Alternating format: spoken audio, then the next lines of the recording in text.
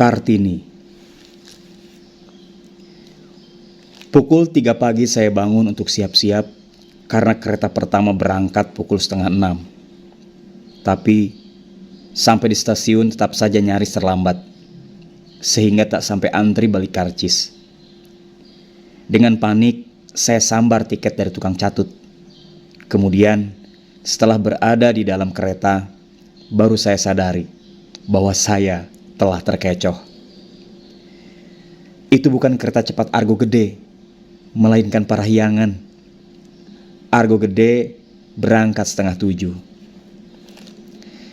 Alangkah teganya tukang-tukang catut itu menipu orang yang sedang bingung. Saya menyumpah-nyumpah dalam hati. Sesungguhnya itu bukan penipuan pertama. Saya sudah berkali-kali tergilas oleh sapa dan senyum tukang-tukang catut yang pintar bersandiwara itu.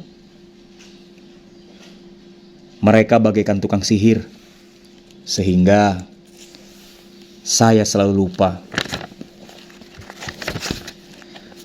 untuk kemudian tertipu lagi. Kekonyolan yang benar-benar tidak boleh dimaafkan. Ketika kereta bergerak, 2/3 kursi masih kosong. Saya mencoba bersabar dengan menerima itu sebagai pelajaran bagi orang yang ceroboh. Tetapi tiba-tiba darah saya tersirap. Di ujung gerbong tampak seorang wanita yang duduk dengan sanggulnya yang bundar. Saya kaget. Tidak ada perempuan lain yang memiliki sanggul sebesar itu. Itu pasti Raden Ajeng Kartini. Seluruh umpatan saya kepada tukang catut terlempar jauh. Sambil menenangkan debar jantung, saya dekati wanita itu, langsung menyapa.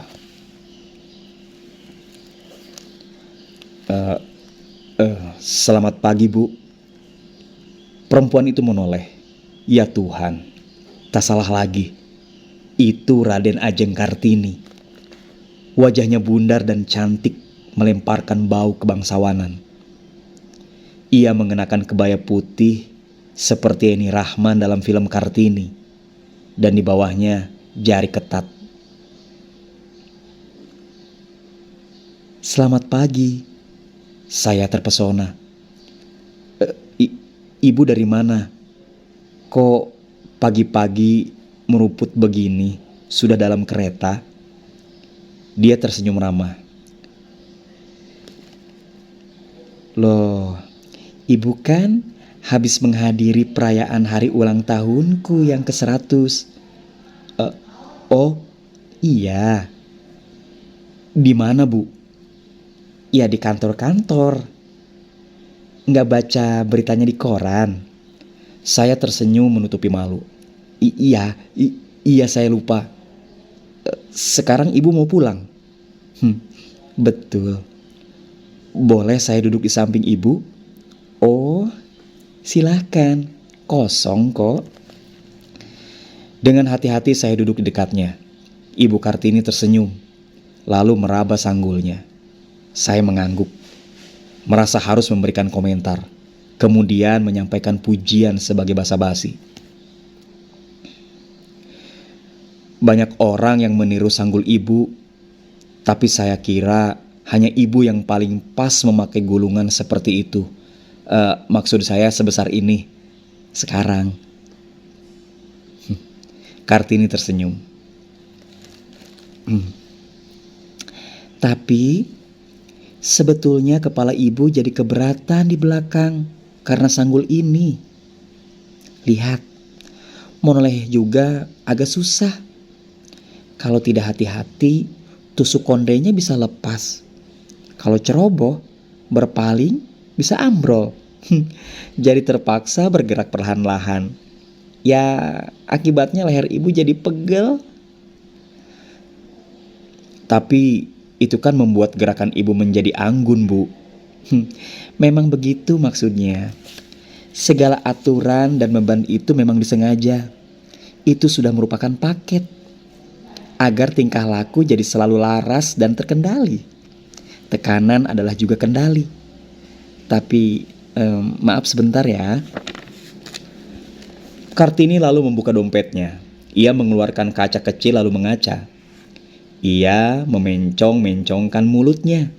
Setelah itu, ia mengambil lipstik dan mulai mengoles bibirnya. Saya kaget.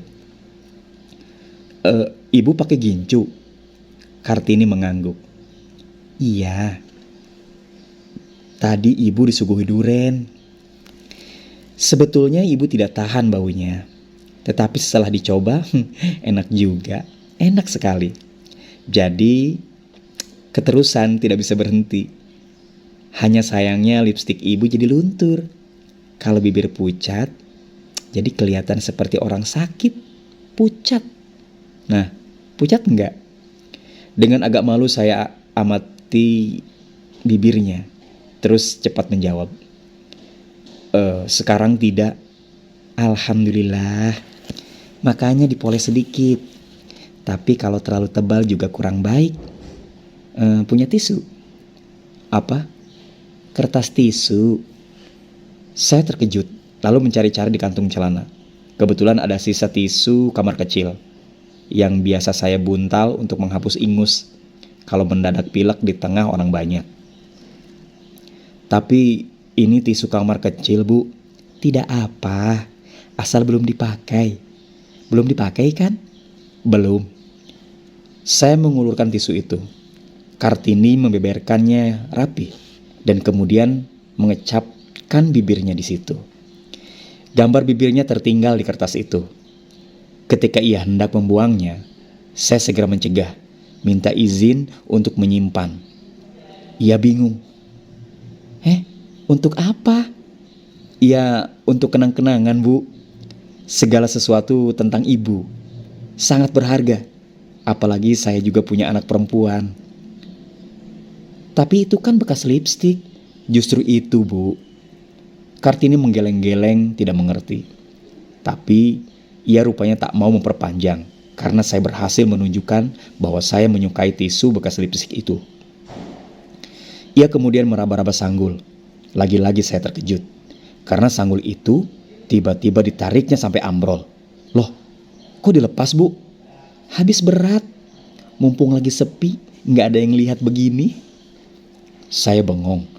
Bukan karena sanggul itu, tapi karena setelah sanggul itu lepas, rambut Kartini langsung jatuh tergerai. Hanya sepanjang bahu. Pada beberapa bagian tampak berwarna pirang. "Ini bukan cat rambut," kata Kartini sambil buru-buru hendak menenangkan. "Ini akibat obat penghitam rambut. Ibu sudah mulai ubanan. Kalau hitamnya sudah mulai luntur, warnanya jadi berubah pirang begini. Biasanya ibu selalu ke salon sambil berangkat atau sebelum berangkat. Tapi kali ini sudah terlambat karena terlalu banyak peringatan yang harus ibu hadiri." Ia menggantungkan sanggul di sangkutan dinding kereta, lalu melirik ke depan. "Maaf, ibu mau ke belakang dulu. Kamar kecilnya di sana kan?" "Betul, Bu." "Bersih enggak ya?" "Kalau masih pagi biasanya bersih. Silakan, Bu." Bisa tolong liatin sebentar barang-barang ibu?" "Iya, Bu, silahkan." "Terima kasih." Saya berdiri dan memberi jalan. Ibu Kartini bangkit dengan agak susah, kemudian ngeloyor ke kamar kecil. Saya tetap berdiri memandangi sanggulnya. Salah satu kostum yang menjadi ciri khas Kartini itu seperti benda wasiat yang masih menyimpan wibawa, walaupun sudah dipisahkan dari pemakainya. Saya takjub karena merasakan ada kekuatan di dalam aksesoris itu. Apakah itu pengaruh karisma dari ibu? Atau karena kepercayaan saya sendiri yang dihisapnya? Saya mencoba menyimak. "Maaf." Terdengar sebuah suara lembut memotong dan pundak saya terasa dicolek dari belakang. Saya berpaling. Seorang wanita cantik berdiri menyemburkan parfum yang segar. Ia memakai t-shirt yang ketat, yang terlalu pendek, sehingga perutnya tak tertutup. Blue jean yang melilit pinggangnya begitu rendah, sehingga pusarnya kelihatan.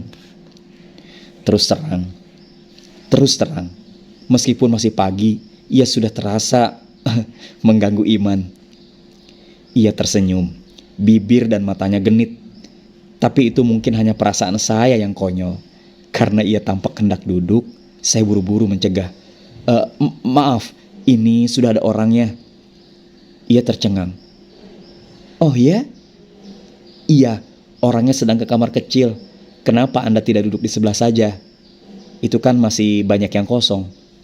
"Tapi itu kan tempat dudukku." Saya terkejut. "Apa?" Ia tersenyum. "Pangling ya? Ini kan aku." "Ibu?" "Iya, masa lupa?" Saya tercengang, kaget melihat di tangannya ada kebaya dan kain batik yang tadi dipakainya. Rupanya ibu tadi ke kamar kecil untuk salin. "Habis gerah dan kikuk pakai kebaya dan jarik terus. Kurang praktis," kata Kartini sambil kembali ke tempat duduknya. Ya kalau itu untuk kepentingan upacara tidak apa. Biasa juga ibu tahan. Tapi kalau sudah naik kereta begini, ibu tidak bisa lagi menanggungnya. Ibu lebih suka yang praktis begini. Masa naik kereta pakai hak tinggi, bisa-bisa keseleo." Lanjut Kartini sambil melepas sandal hak tingginya dan mengganti dengan sepatu naik putih. Saya bingung. "Ibu kok memakai pakaian seperti anak muda begini? Pakai lutut robek segala." "Maaf, itu udelnya juga kok ditontonkan. Apa nanti tidak masuk angin?" Kartini tertawa. "Emang kenapa? Ibu kan tidak berubah karena pakaian ibu diganti. Ibu tetap ibu walaupun pakai pakaian seperti ini, iya kan? Habis ibu juga senang karena praktis dan kelihatan aktual. Masa mentang-mentang ibu sudah tua, mesti ngelomprot dan pakai pakaian jarik dan kebaya terus sih? Gerah kan?" "Oh, kenapa? Nggak setuju kelihatannya?" "Nggak setuju nih kelihatannya." "Bukan. Saya juga tidak suka kalau istri saya berpakaian seperti ibu-ibu. Saya maunya supaya dia memakai pakaian yang tidak ketinggalan mode." "Nah, kalau begitu sama. Tapi masa ibu juga?" "Iya dong. Tapi kalau ibu saja sudah seperti ini, nanti istri saya tidak akan mau lagi pakai kain dan kebaya. Apalagi anak saya. Kan saya juga ingin supaya dia sekali-sekali pakai pakaian tradisional. Itu kan budaya kita, Bu. Malah kalau pakaiannya bagus, seksinya kan tidak kalah dengan kalau pakai rok sopan." Kartini tersenyum, lalu berdiri lagi. Dia menurunkan sebuah koper dari rak barang di atas tempat duduk. "Loh, ibu mau kemana?" "Turun. Ini kan stasiun Jatinegara." Saya melihat keluar jendela kereta. "Memang ibu mau ke Jatinegara?" "Loh, itu lagu yang dinyanyikan oleh Sam Saimun. Kan tentang stasiun negara." Kartini lalu bersenandung. "Di Jatinegara kita kan berpisah." Ia mengangguk dan kemudian melintas pergi. Saya terpesona, tak sempat mencegah, apalagi ketika berpaling di pintu. Ibu nampak sedang mengeluarkan rokok dari tasnya. Seorang kuli menolongnya dengan geretan. Ibu masih sempat menawarkan kepada saya dari jauh. Tentu saja segera saya menolak. Saya tidak suka orang merokok di tempat-tempat umum, apalagi perempuan. Bukan karena saya menganggap merokok itu pekerjaan laki-laki, melainkan karena termakan kampanye jantung sehat. Saya heran, mengapa orang setuju saja merayakan upacara bunuh diri itu sambil memperkaya para pemilik pabrik rokok. Ibu Kartini masih sempat menghembuskan asap rokoknya dengan nikmat, lalu melambai dan turun kereta. Saya tak balas melambai karena terpukau. Apa yang dilakukannya begitu wajar. Sama sekali tak terasa sebagai kegenitan atau menarik perhatian, apalagi sekedar membunuh waktu. Ia memang membutuhkannya, jadi tampak autentik sehingga saya jadi lupa bersikap. Baru setelah gerbong kereta mulai bergerak lagi, saya sadar sanggul dan kostumnya tertinggal di tempat duduk. Saya buru-buru mengetuk-ngetuk jendela kereta sambil memanggil, "Ibu! Ibu!" Ibu sudah tidak ada. Stasiun Jatinegara segera terlempar ke belakang, dan sanggul serta kostum ini menjadi urusan saya. Saya mulai berpikir, apa itu disengaja? Akhirnya saya ambil keputusan untuk memasukkannya saja semua itu ke dalam tas gendong saya, untuk dibawa pulang. Kapan-kapan akan saya kembalikan. Ya, bagaimana kalau besok beliau harus menghadiri peringatan hari lahirnya lagi? Masa tanpa sanggul dan kebaya? Tengah malam, ketika urusan selesai, saya pulang kembali ke rumah. Tak ada yang menyambut dan menyapa saya seperti biasa. Untuk pertama kalinya saya bersyukur, karena berarti tak ada juga yang bertanya mengapa saya pulang membawa sanggul, kebaya, dan jarik. Tak sempat melepas celana, saya sendiri segera tertidur karena sangat lelah. Namun esoknya, pagi-pagi sekali istri saya sudah datang mengebrak. "Hei, apa-apaan ini?" teriaknya sambil mengangkat sanggul, kebaya, dan jarik itu. Saya tidak segera menjawab karena hampir saja lupa kenapa barang-barang itu ada di dalam tas gendong saya. "Untuk apa ini, hah?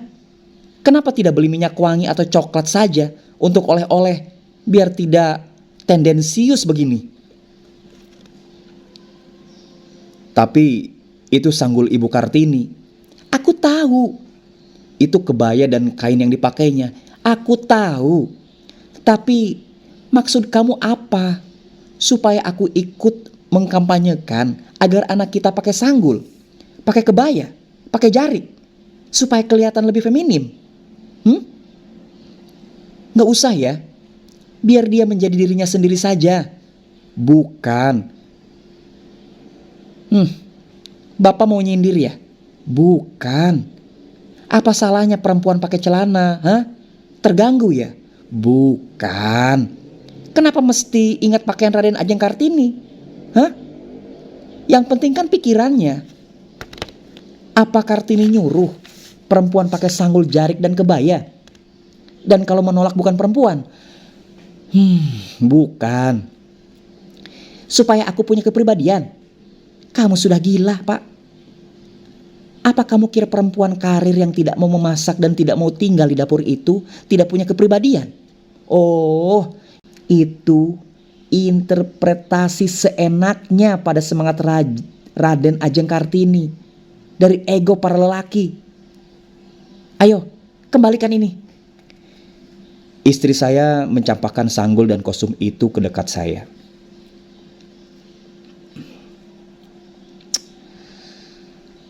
Apa kamu kira hanya dengan memakai pakaian itu aku bisa menjadi perempuan yang ideal?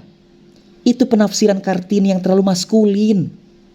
Ibu Kartini itu sebuah konsep perjuangan kebebasan dan kesetaraan perempuan, bukan kostum. Laki-laki selalu cenderung untuk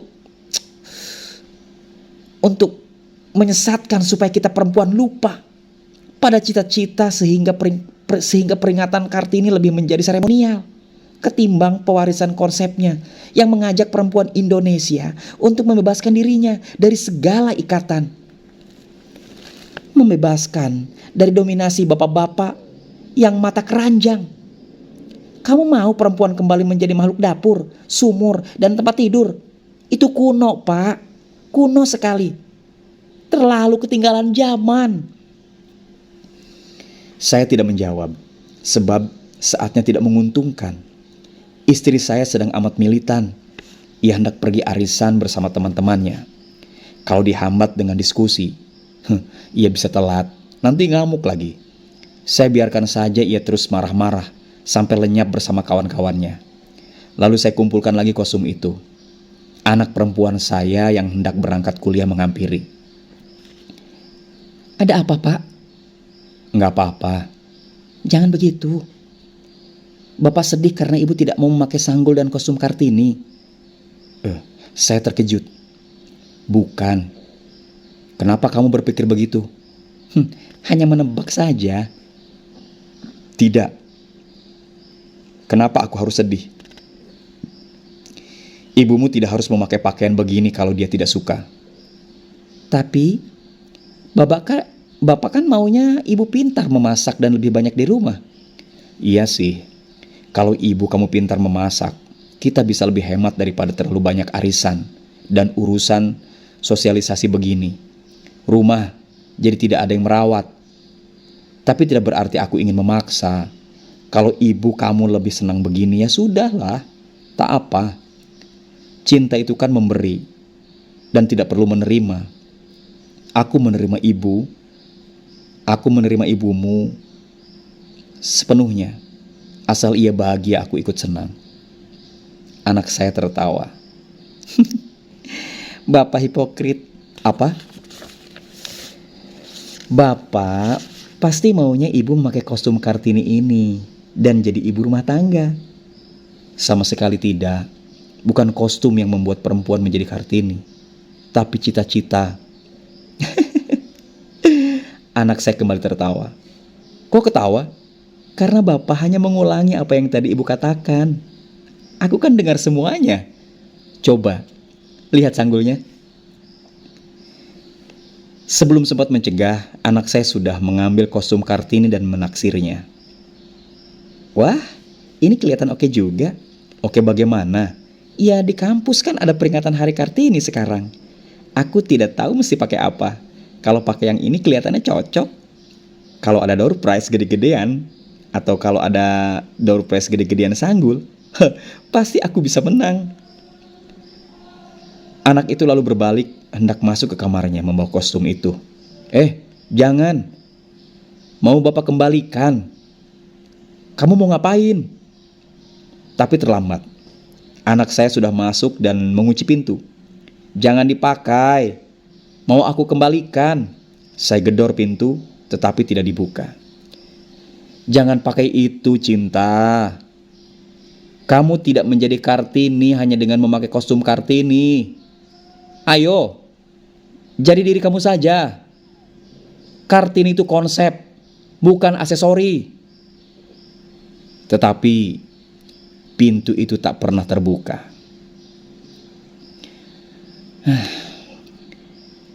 Jakarta, 2005.